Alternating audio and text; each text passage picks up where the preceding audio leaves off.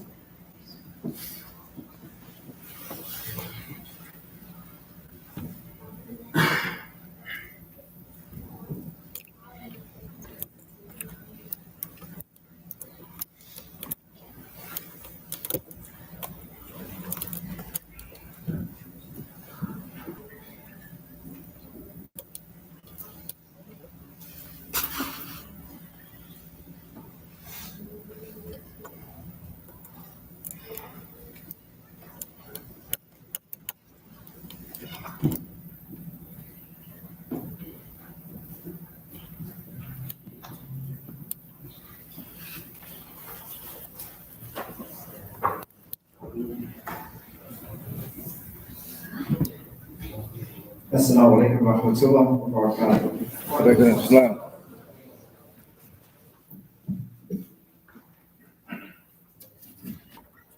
Allahu Akbar, Allahu Akbar. Allahu Akbar, Allahu Akbar. Asyhadu an la ilaha illallah.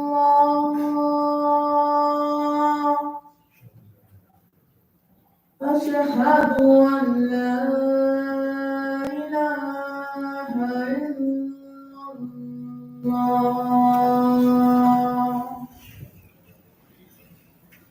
Asyhadu anna Muhammadar Rasulullah.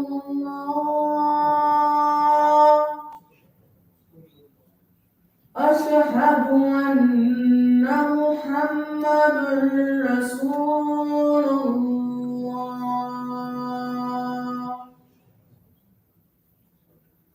Hayya 'alas salah.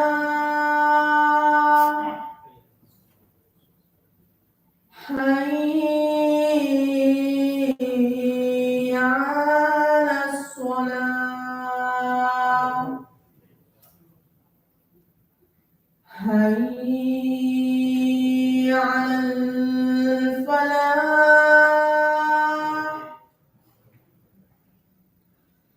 Hayya 'alal falah. Allahu Akbar, Allahu Akbar. La ilaha illallah.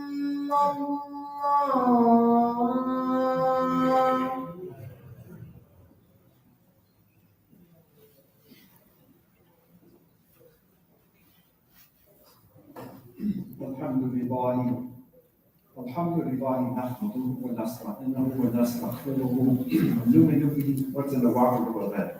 ونعوذ بالله بالله من شرور أنفسنا ومن سيئات أعمالنا وأشهد أن لا إله إلا الله وحده لا شريك له وأشهد أن محمدا عبده ورسوله أما بعد أعوذ بالله من الشيطان الرجيم بسم الله الرحمن الرحيم. Brothers and sisters, before getting into the theme of the Qur'an today, I ask that we remember our brothers and sisters throughout this ummah of the Prophet Muhammad sallallahu who may be suffering, whether we know the reason for that suffering and distress or not.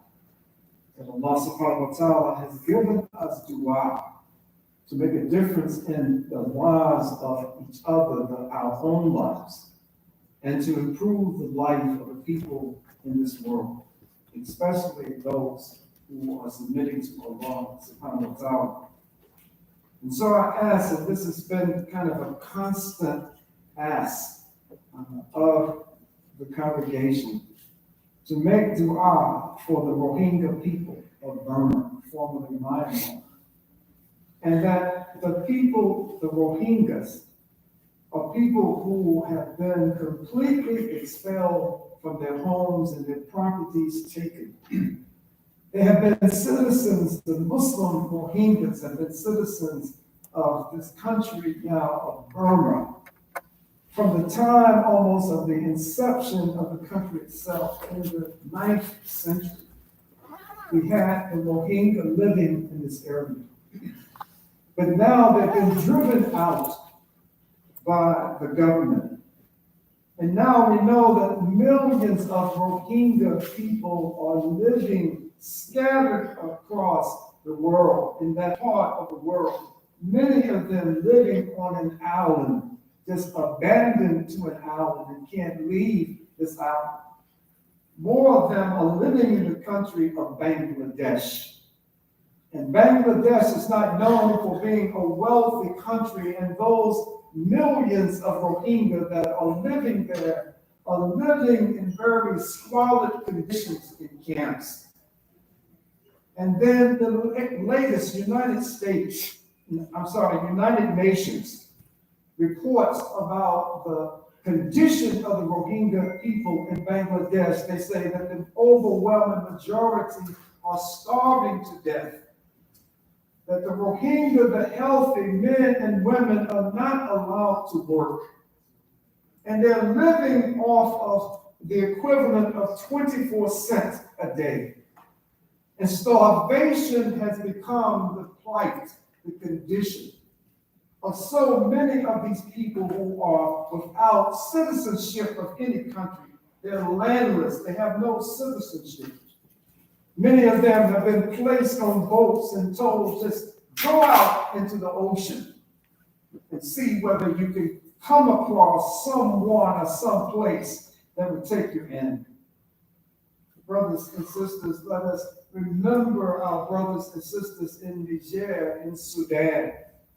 Anywhere where there is a conflict where Muslims are fighting each other, or whether or not kuffar, those disbelieving people, are causing the suffering of the Muslims and not coming at the hands of other Muslims. Let us remember our brothers and sisters in this ummah of Muhammad sallallahu alaihi wasallam. Brothers and sisters, a few during the time, and I think it was actually on Eid al-Adha day, we had talked about how a state representative in the state house representative in the state of Connecticut, Miriam Khan, was attacked by a man who physically brutalized her on the property of the Islamic Center there in Hartford, Connecticut. I had mentioned that Sister Miriam was picked up and slammed on the concrete driveway. And this is on Eid Day. And the unfortunate thing, and I'll mention it very quickly again, is that there were so many Muslim brothers who were outside of that parking lot and who were inside and heard her screams as she tried to escape this man. And only one Muslim came to her defense and pulled this brute off of our Muslim sister. And then when the police finally came around, they took the brother who stopped the assault and put him into custody. And I just want to do just a follow-up to this very quickly. I spoke with Sister Miriam, I think it was yesterday. And she is so traumatized by this event that she is seeking therapy, psychological therapy, that in her head, she said that this bothers her, it haunts her to see Muslims who know her, that she grew up in this Islamic center. They know her family that attends the center. But yet, when it was time to defend this Muslim sisters, that brothers just stood around and watched as if they didn't see and understand what was going on. So let us remember sisters like Sister Miriam, remember any of our Muslim sisters who found themselves in conditions where they're being insulted or assaulted. And they don't have a strong hand. They don't have someone to stand up for them, especially on the property of the masjid. Brothers and sisters, I'm not going to take much of your time today, but I want to talk about something that oftentimes is a missing ingredient in our practice of Islam. That no one who understands the responsibilities and duties of a Muslim would say that it's not necessary for me to make salah. No Muslim in his right mind that understands anything about his deen will say it's not necessary for me to fast during the month of Ramadan, even though I'm physically capable of doing it. It's not necessary, even though I have money that I've saved over a 1 year period, a 12-month period. It's not necessary for me to pay zakat. It's not necessary for me to make the hajj. And most importantly, it's not necessary for me to bear witness to the oneness of Allah subhanahu wa ta'ala and govern my life according to this declaration that I'm making, that my Lord is Allah subhanahu wa ta'ala, and I'll submit and follow the example, the guidance of the Prophet Muhammad sallallahu alaihi wasallam. But for you and I, on any given day, it takes more than just to say that I submit to these things, I believe in these things. There's something called sacrifice that each and every one of us, in order to follow the guidance of Allah subhanahu wa ta'ala, to follow the sunnah of the Prophet Muhammad sallallahu alaihi wasallam, it's not just going to come easy. It's going to take a degree of sacrifice, even in discharging the most basic responsibilities that you and I have as Muslims. Brothers and sisters, look at those 25 prophets that Allah subhanahu wa ta'ala speaks of in the Qur'an. Look at their various degrees of sacrifice to have an example for those who are turning to them for guidance. Look at the sacrifices that they made, peace and Allah. Look at the Prophet Nuh alayhi salam.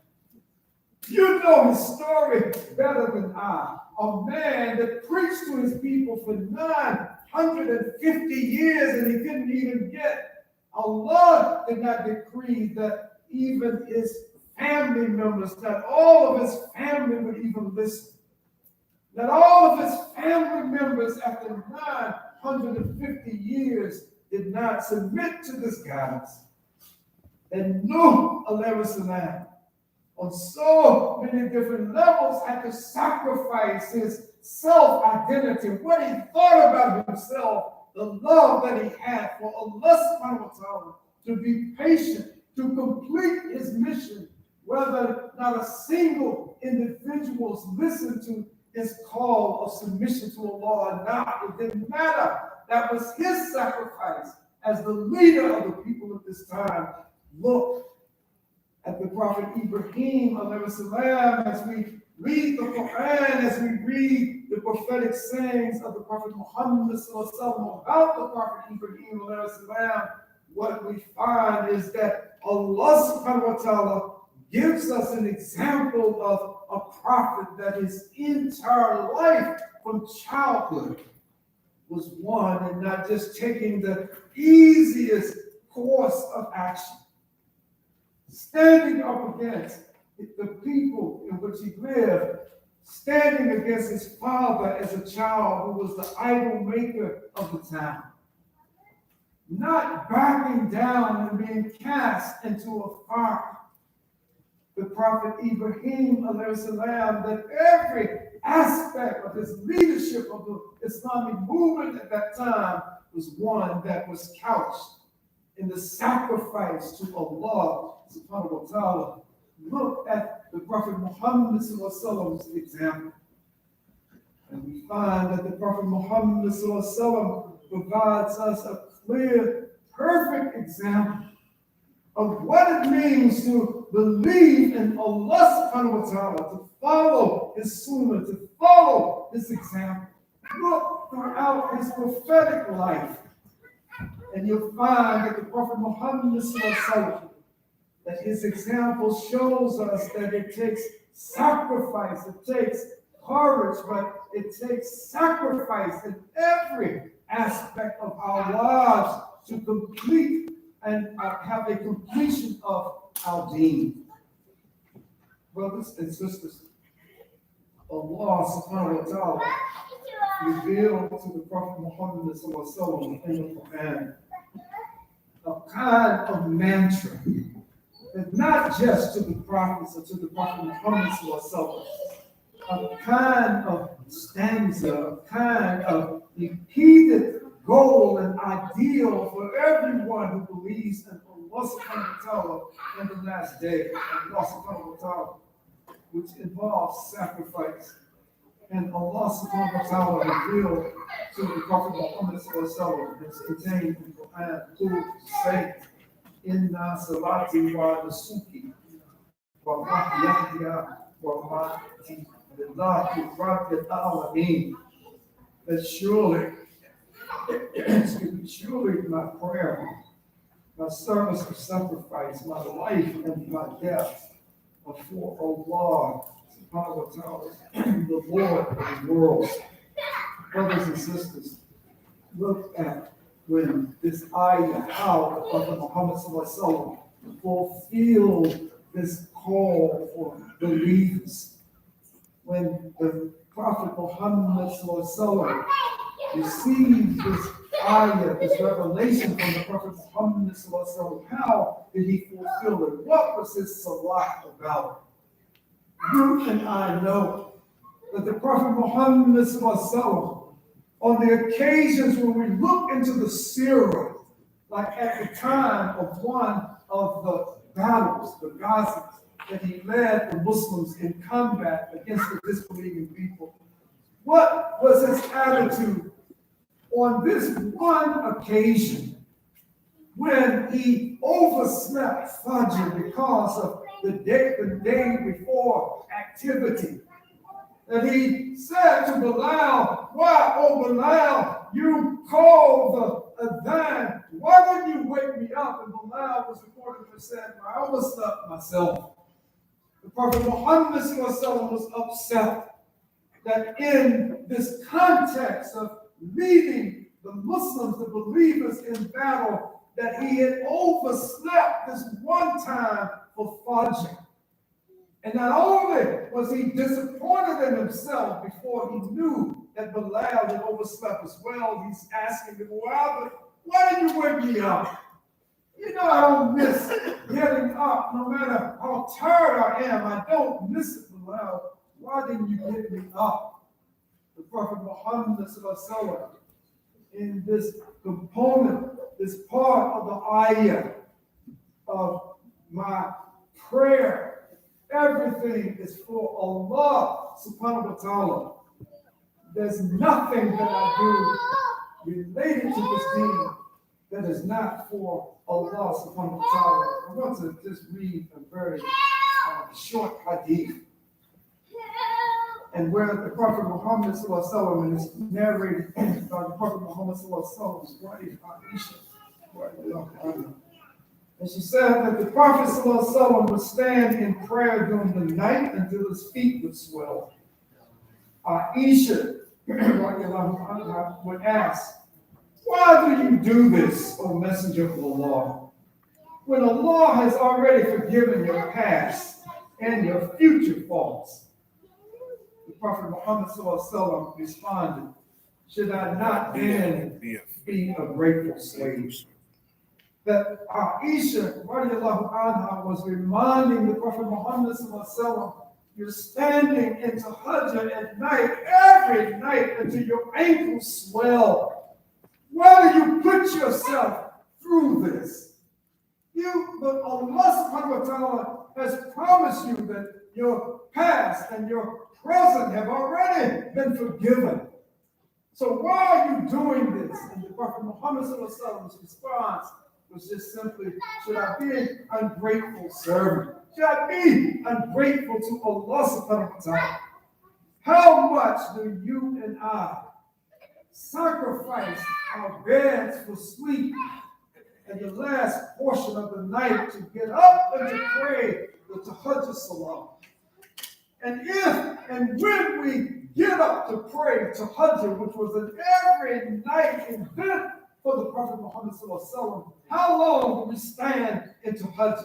Do we do it until our ankles swell? Do we do it until we feel like we're going to pass out? Do we do it when so many narrations of the Prophet Muhammad sallallahu alaihi wasallam talk about Sahaba and Sahabiyah who would do everything they could to stand up to the extent of tying a rope on the ceiling or what they could tie on a tree or whatever to be able to hold on to keep from passing out for praying to Hajj at night. Brothers and sisters, the Prophet Muhammad sallallahu alaihi wasallam, the ayah talks about the Salat. It talks about the fasting. It's found in a narration in the Sahih of Imam Khalid, the Messenger of Allah, and this is narrated by Anas ibn Malik. The Messenger of Allah, sallallahu alaihi wasallam, sometimes would not fast during certain months to such an extent that we would think that he would not observe fast at all during that month. And sometimes he would continuously fast to such an extent that we would think he would not omit any day of fasting in that entire month. His actions were such that whoever wished to see him performing prayer at night could do so, and whoever wished to see him sleeping could do so as well. Brothers and sisters, we go on and on about the various examples of the Prophet Muhammad sallallahu alaihi wasallam by sacrificing everything he had for the worship of Allah subhanahu wa ta'ala. That the Prophet Muhammad sallallahu alaihi wasallam, when he looked at his responsibility and as his duties as the leader of this ummah, that it was nothing for the Prophet Muhammad sallallahu alaihi wasallam to sacrifice his physical self, his being, for the purpose of teaching others, explaining to others about their responsibilities to Allah subhanahu wa ta'ala. Brothers and sisters, the responsibilities that we have to sacrifice everything we do, feasibility serves as a reminder to all of us that our days, our nights, should not be filled with anything other than the consciousness of Allah subhanahu wa ta'ala. And what we are doing is for the pleasure of our Lord.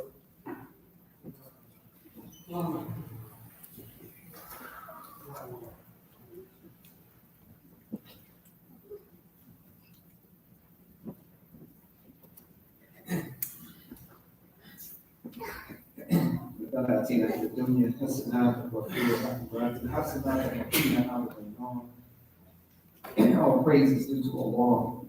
We praise Him and seek His assistance against the evils of our minds, against the unsuccessfulness of our actions. Whomsoever Allah guides, no one can lead astray. And whoever goes astray as a result of his or her own actions, no one can guide.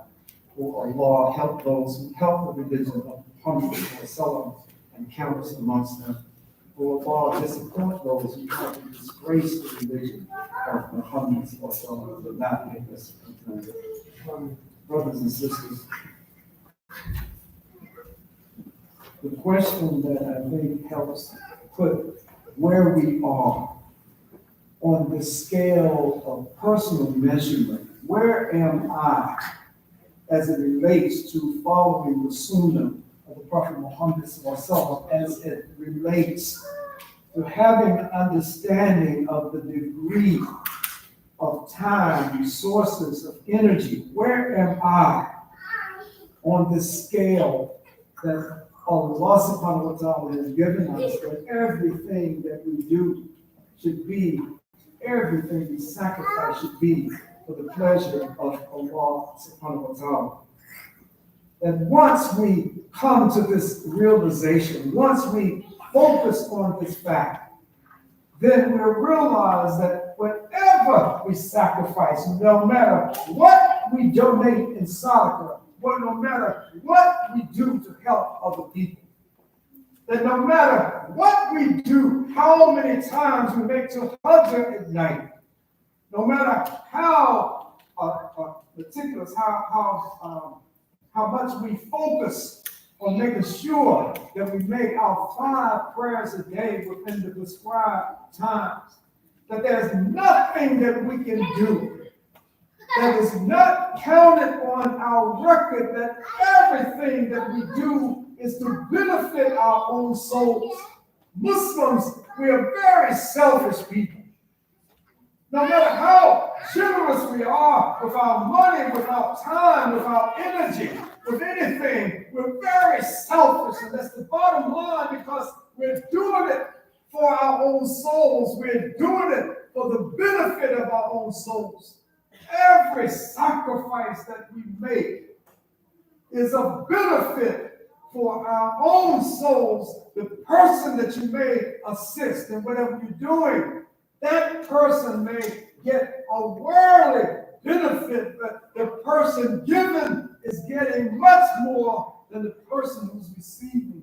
Every sacrifice we make for the cause of Allah subhanahu wa ta'ala is just preparing us for this meeting with Allah, that when we stand before Allah subhanahu wa ta'ala, that Allah's rahmah, that His mercy will be such that even though we don't deserve Jannah, we don't deserve it. It's very clear in the prophetic literature that no one through their actions alone will get Jannah. It's only through the rahmah of Allah. So if I know this, how can I just be so lackadaisical? How can I be so lazy in just doing just simple things that we know that we're going to be questioned about on Qiyamah? How can I be lazy when it comes to making my salah in the prescribed time every day, when I know that the Prophet Muhammad said that the first thing that Allah subhanahu wa ta'ala will inquire, would bring the record forth? Let's see what you did, saying you're a believer. See what you did as it relates to making salah. And the Prophet Muhammad has made it clear that there be unfortunate Muslims who were so lazy about sacrificing their time in making salah just for a few minutes out of each day, that Allah subhanahu wa ta'ala will make the declaration that there's no need to go any further, drag this person off to Jahannam. That he or she didn't discharge the most basic, fundamental requirement that Allah subhanahu wa ta'ala has given all of us a duty and responsibility to Him. So, brothers and sisters, if we are to sacrifice anything about our time, our resources, anything related to us, there's no greater sacrifice that we can make than to sacrifice feasibility. Do something that Allah subhanahu wa ta'ala and His Rasulullah have made clear that this is something that is good. It's for your record. Have the right intention. Your niyyah is good. And you perform this act. Our niyyah is good. It should be good every time we stand before Allah subhanahu wa ta'ala in salam. So what does that mean? Part of what does that mean? That means that, as the Prophet Muhammad said, that some of us make salat like a chicken, like a hen, pecking corn off of the ground, that we're up and back so fast. We go from into sajda and come up out of sajda and back in qiyam so fast. It's like a chicken pecking corn off of the ground. That's no sacrifice that we're making. It would mean that we're just going through the motion. Let's see how fast and quickly I can get this thing over with so I can go back to doing what I was doing before. Brothers and sisters, let us slow down in our busy days, in our busy schedule, and recognize that what we're doing in ibadah, that everything that we do that is consistent with the sunnah of the Prophet Muhammad is a part of ibadah. If I'm telling people about Allah subhanahu wa ta'ala, not to try to show off about what I think I know about Islam, but sincerely wanting to say something that Allah would use what we're saying to help bring someone to Islam, then how can I not be sincere in talking to others about Islam and the benefits that we know we get that if Allah uses any one of us through our example, through our words, through our persistence, if He uses any one of us to help bring others to Islam, the reward is so great, like 100 red camels, or in today's equivalency, like 100 Chelseas, or 100 Mercedes-Benz, or whatever we value and attach the most value to transportation today. That all of this comes just with having sincere intention in what we do, and having this work be bordered by the sunnah of the Prophet Muhammad sallallahu alaihi wasallam, having guardrails to our actions, and doing what Allah subhanahu wa ta'ala has commanded, and following the sunnah of the Prophet Muhammad sallallahu alaihi wasallam. So let us not take anything for granted as it relates to this practice of Islam. Let us not think for any moment that we're going to be able to talk our way into Jannah, and that we're going to be able to fake our way what we do on a day-to-day basis, and we're going to be able to fake it and be able to make it to Jannah. That the ingredients that we have to keep in front of us and to discharge is making sacrifices for that which we say we believe, and not just having words come out of our mouths, or occasionally doing something that people would interpret that we are sincere Muslims, when in fact we may just be doing something so that others can think that we're good people, and that brother is a good brother, that sister is a good sister, but Allah subhanahu wa ta'ala knows even our intentions and not just our outward actions. Oh Allah, give us an understanding of this deen that is beneficial for us in this world and in the next. Oh Allah, help us to be sincere, purify our deeds and our intentions so that we will be those who win your favor on the Yahweh. And oh Allah, make not the enemies of Islam, make us the object of test for the disbelieving people. Brothers and sisters, I have a few very quick announcements. The first one is that there will be a janazah